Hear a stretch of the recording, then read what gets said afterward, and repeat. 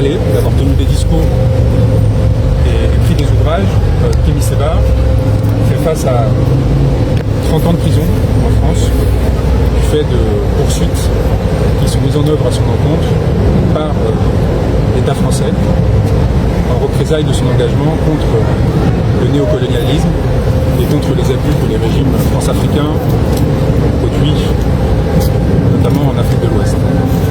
Kémy Séba est une personne qui est engagée depuis 30 ans dans un combat de mots, qui refuse toute forme de violence de façon explicite, mais aussi dans évidemment ses actions, et qui a toujours utilisé des instruments démocratiques, que ce soit l'expression publique, la manifestation, pour faire entendre ses idées. Et je dis sans aucune exagération, il fait l'objet d'une persécution extraordinaire de ce fait. Il a d'abord eu droit à des arrestations nombreuses et multiples sur le continent ouest africain par des régimes croupions, potentats, qui servaient des intérêts de la France au détriment des populations africaines. Il a ensuite, du fait de cet engagement, fait l'objet d'une privation, d'un retrait de sa nationalité dans le cadre d'une disposition qui avait été créée par Édouard Daladier, président du Conseil sur la Troisième République coloniale, qui avait signé les accords de Munich et créé les camps dans lesquels des juifs, des résistants seraient enfermés. Donc une disposition évidemment inique, héritière des dispositifs coloniaux sur évidemment l'indigénat et les doubles statuts, triples statuts que l'on crée selon la couleur de peau, selon l'origine, et que l'on a utilisé pour la première fois contre quelqu'un du fait de ses idées, du fait de son engagement, du fait de ses paroles. Ce retrait de nationalité a utilisé une disposition qui n'avait pas été utilisée depuis les années 60. Ça faisait, et qui a été utilisé en tout une dizaine de fois maximum. Il n'y avait pas de jurisprudence quand on a étudié. Kémy Séba a refusé de plier, a refusé de quémander quoi que ce soit. Il a accepté le geste, il a répondu de façon très symbolique et transparente en brûlant son passeport, tout le monde l'a vu, et il a continué à défendre les causes qu'il défend depuis qu'il a 20 ans. Cet homme aujourd'hui est donc dans les géoles de la DGSI, des services de renseignement de ce pays, au moins 4, dans des conditions qui ne sont pas agréables comme vous pouvez l'imaginer, privé de liberté, selon moi de façon arbitraire depuis 48 heures. Cela pourrait être prolongé jusqu'à 96 heures avant qu'il soit présenté au juge et donc poursuivi pour des faits criminels qui lui font courir 30 ans de prison, à savoir intelligence avec une puissance étrangère en vue de susciter des actes d'agression, d'hostilité à l'égard de la France et d'atteindre aux intérêts fondamentaux de la nation.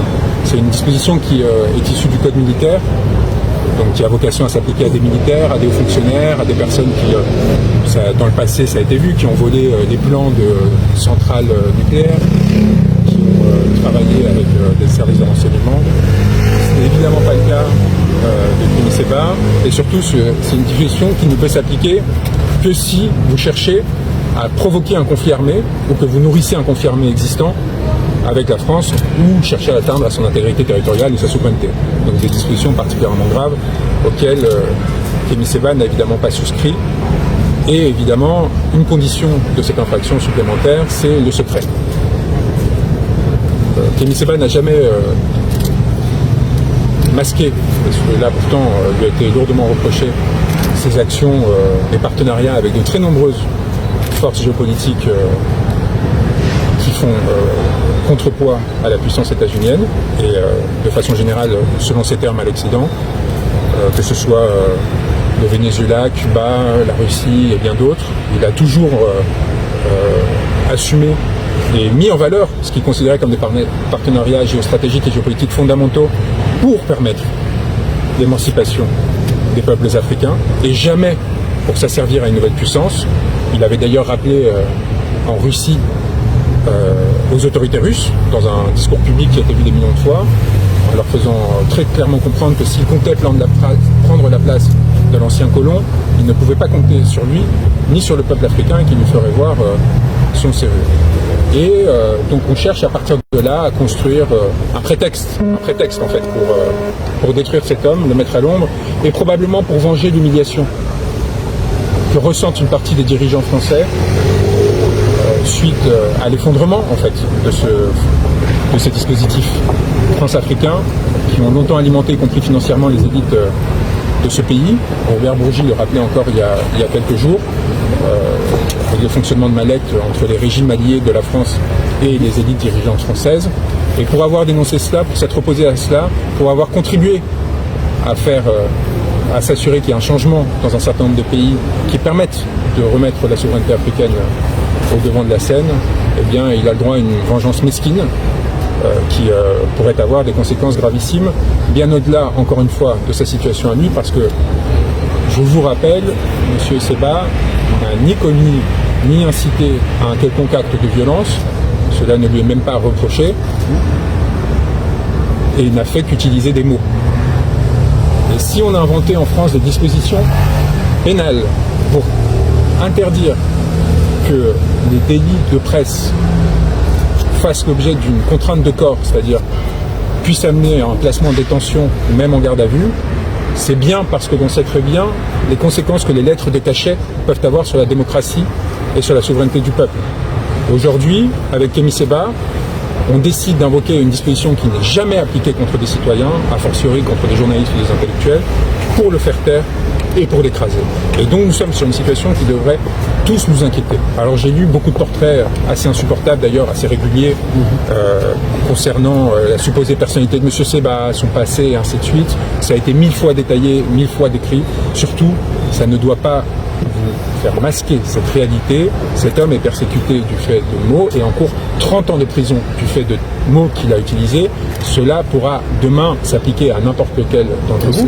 Et surtout, ceux qui sont le plus exposés dans cette situation-là, ce sont les journalistes français qui exercent à l'étranger et qui, parce qu'ils auraient un lien avec le gouvernement français, parce que par exemple l'AFP est financé par le gouvernement français, ou parce que Le Monde a justement un certain nombre d'aides publiques et ainsi de suite, pourraient à son tour, que ce soit par représailles ou tout simplement parce que plus personne ne donne l'exemple, parce qu'on est dans un monde où désormais on peut arrêter des journalistes, des militants, des activistes du fait de leurs mots sans aucune contrainte particulière, sans aucune protection légale, eh bien ils pourraient à ce tour se retrouver exposés à cela, et ces régimes pourront invoquer des affaires comme celle de Kémy Séba pour légitimer leur acte et mettre en œuvre ces dispositions. Kémy Séba, par ailleurs, comme vous le savez, est titulaire d'un passeport diplomatique, parce qu'il a été nommé conseiller spécial du président du Niger, du chef d'État nigérien. Cela aurait dû lui permettre de circuler librement dans l'espace Schengen. Il était évidemment sur le territoire européen de façon légale. Il ne faisait l'objet d'aucune interdiction de territoire. Il avait obtenu son visa grâce aux autorités espagnoles dans le cadre d'un ordre de mission, d'une note verbale qui ont été transmises légalement. Et donc, il aurait dû, dans le pire des cas, même si ça m'apparaît injustifié, être déclaré persona non grata et expulsé et tout simplement renvoyé au Niger. Ça n'a pas été le cas. Évidemment, on s'assied non seulement sur les conventions de Vienne relatives aux missions spéciales, particulièrement sur ce point-là, mais également sur les usages diplomatiques qui, sur ces questions-là, qui sont quand même assez clairs. Lorsque un pays de l'Union européenne accueille une personne qui est dans le cadre de la mission spéciale, qui est donc une disposition spécifique des conventions de Vienne, par courtoisie, les autres États de l'Union européenne respectent évidemment les protections diplomatiques qui lui sont accordées. Ça n'a pas été le cas. On ne le revendique pas spécialement parce que par ailleurs, M. Séba est parfaitement innocent des faits qui lui sont reprochés. Mais par contre, on a parfaitement conscience de l'instrumentalité de cette procédure. C'est des procédures qui ne peuvent être initiées qu'avec un accord politique, que sur instruction gouvernementale. Il n'est pas à la DGSI pour rien. Et nous savons parfaitement comment la procédure judiciaire peut être orientée pour, de façon arbitraire et sans jugement, le maintenir en garde à vue, donc 96 heures, mais éventuellement derrière en détention provisoire, plusieurs années, sans jugement, sans contrôle réel de la part d'un magistrat. Et nous savons parfaitement que c'est ce jeu-là auquel jouent les autorités françaises. J'ai parlé de Kémy Séba parce que c'est aujourd'hui la personne que je représente pour des raisons qui ont trait à la pratique simplement de notre robe. J'ai décidé de ne pas représenter à ce stade la deuxième personne qui m'avait désigné, qui a été arrêtée avec lui, qui est aussi un membre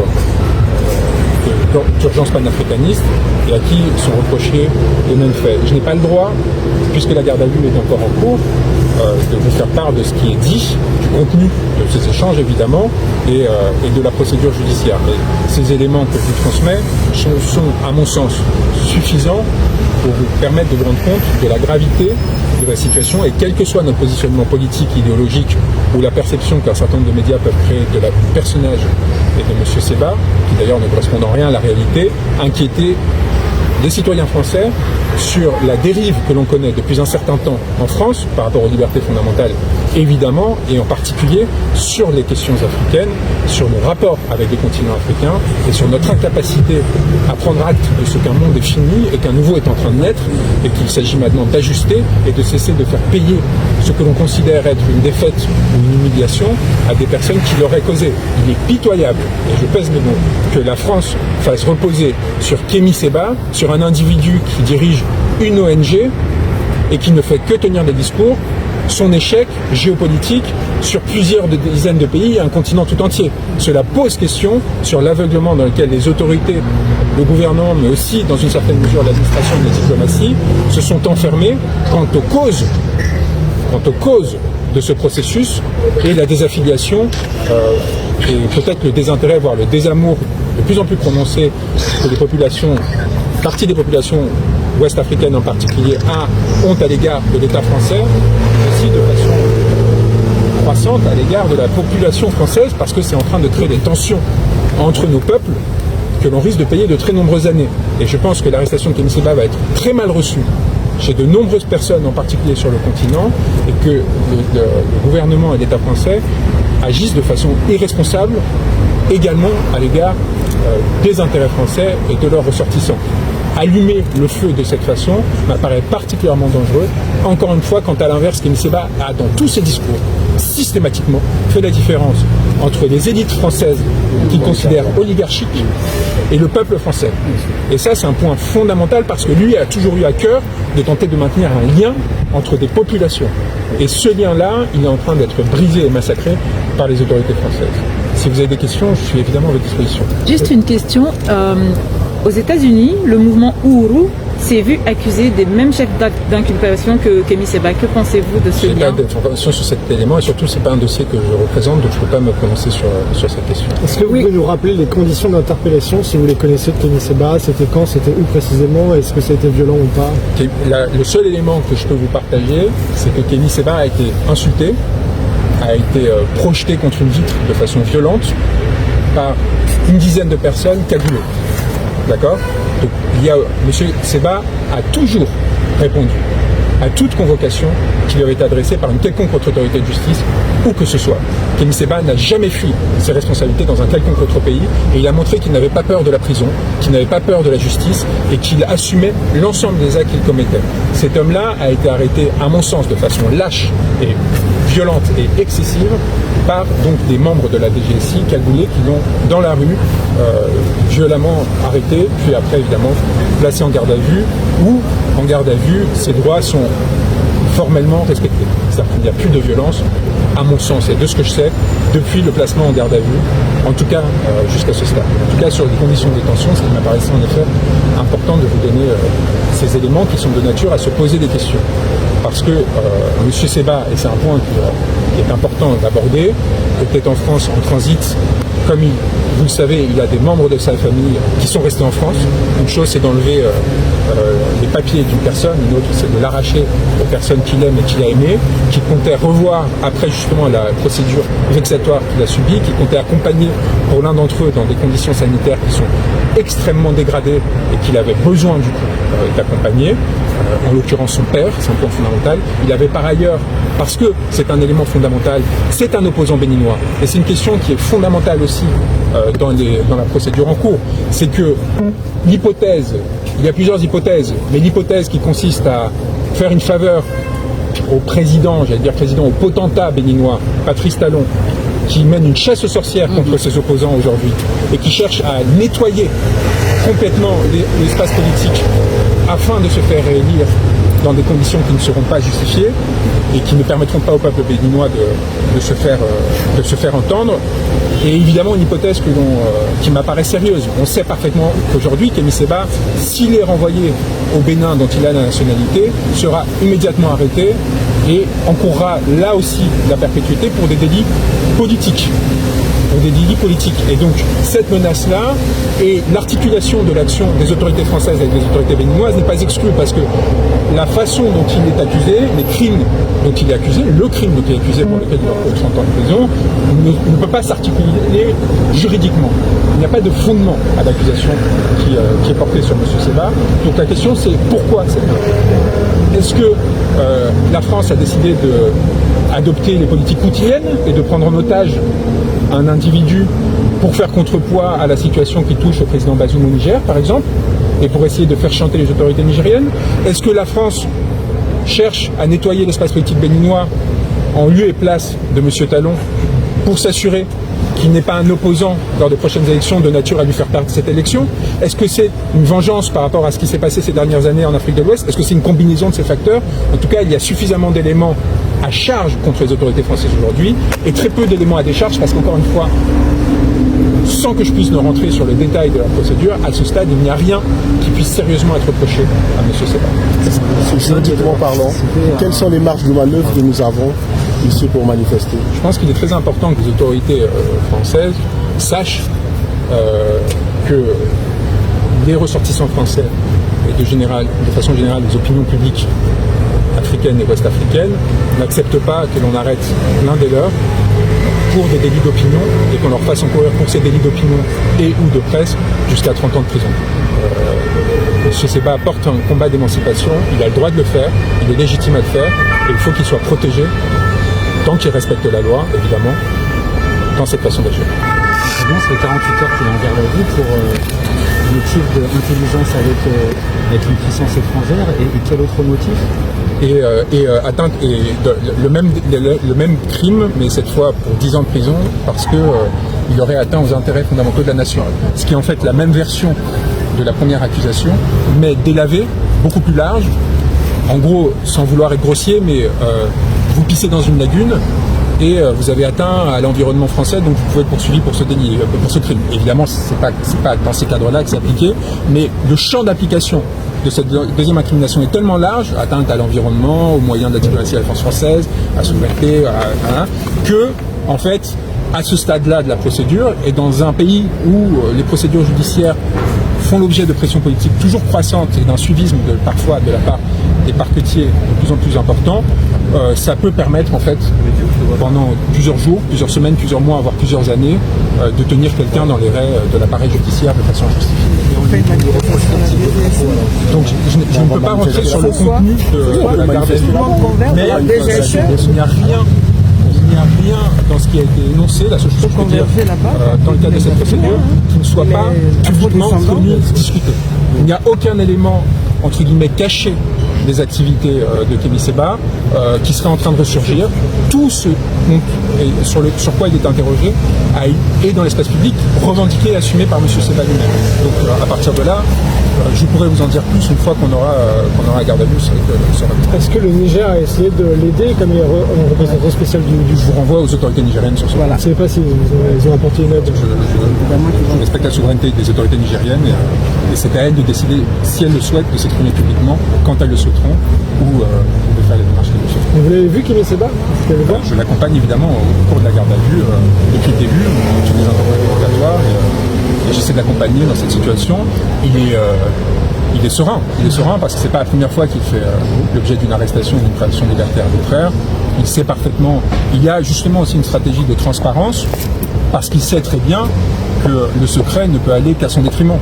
Donc depuis le début, il a toujours assumé l'ensemble des choses qu'il faisait dans le but de ne pas se retrouver dans une situation où on pourrait prétendre qu'il aurait comploté, parce que l'intelligence avec l'ennemi, je vous rappelle, l'un des critères fondamentaux, c'est le secret. Or, Kémy Séba n'a rien fait de secret. À aucun moment, il n'y a, en tout cas à ce stade de la procédure, et on est à un stade suffisamment avancé pour penser qu'il n'y aura pas de doute à cet égard, Le 16 octobre 2024, Maître Juan Branco, avocat de Kémy Séba, a tenu une conférence de presse devant le siège de la Direction générale de la sécurité intérieure de la France, DGSI, pour dénoncer l'arrestation de son client. Cette interpellation, effectuée par des agents cagoulés, soulève des questions cruciales sur les libertés individuelles et l'usage des pouvoirs de l'État face à la dissidence politique. Selon Juan Branco, l'arrestation de Kémy Séba est liée à des accusations d'intelligence avec une puissance étrangère. Bien que l'avocat ait évité de rentrer dans les détails des allégations, il a clairement indiqué que cette démarche s'inscrit dans un contexte plus large de répression des voix critiques. Kémy Séba, connu pour ses positions fermes contre la présence française en Afrique, est devenu une figure de proue du militantisme anticolonial. Sa déchéance de nationalité en juillet 2024 a ajouté une dimension supplémentaire à son statut, le plaçant dans une position vulnérable face aux autorités françaises. L'interpellation de Kémy Séba est interprétée par son avocat Juan Branco comme une tentative d'intimidation politique. Cette assertion mérite d'être examinée à la lumière des tensions croissantes entre le gouvernement français et ceux qui critiquent sa politique en Afrique. Dans un contexte où les critiques sur les interventions françaises sur le continent sont de plus en plus fréquentes, l'arrestation de Kémy Séba peut être perçue comme une volonté de la part de l'État français de museler les voix dissidentes. L'impact de cette affaire ne se limite pas à la personne de Kémy Séba. Elle soulève des questions fondamentales sur la liberté d'expression et le droit à la critique. Dans une démocratie, il est impératif que les citoyens puissent s'exprimer librement sur les politiques de leur gouvernement, surtout lorsqu'il s'agit de questions aussi sensibles que les relations internationales et la politique coloniale. La réaction de l'État face à ces figures comme Kémy Séba pourrait avoir un effet dissuasif sur d'autres militants et citoyens. En conclusion, l'arrestation de Kémy Séba est révélatrice d'un climat de tension politique en France.